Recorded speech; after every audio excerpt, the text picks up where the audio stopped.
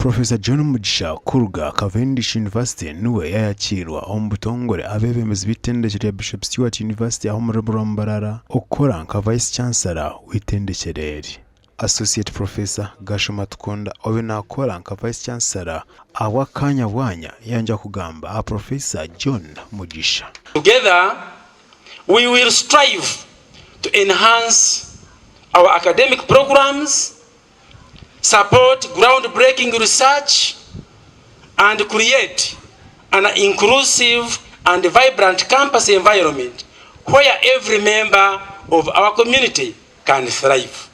Abebenzi ba university nabo banje kusima Associate Professor Gashom abo birungi ebyakorire Bishop Stewart. Infrastructure, student numbers, academic standards, name it all.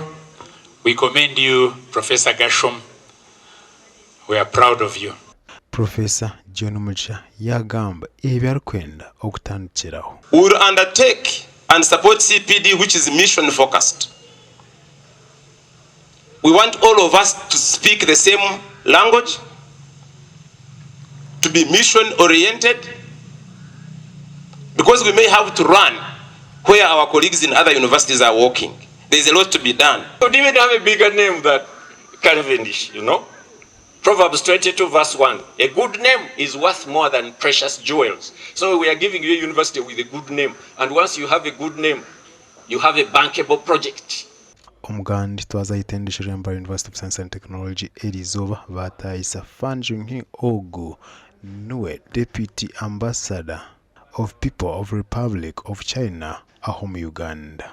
Omwanya ogu yabayizire okamya enkwatanisa hagati y'ihanga lya China na University ya Mast obakwatanise n'abeegi ba Faculty of Interdisciplinary Studies. Bingi bikuba kwenda koraho byagambwa kandi abanotekateka ombwira utarwahare kuja kutayira ihanga lya China. And I'm glad to learn that there is a group of young students who are so interested in the peaceful foreign policy of China. Our TV West ndi Senyomo Gideon aho muri Mbar.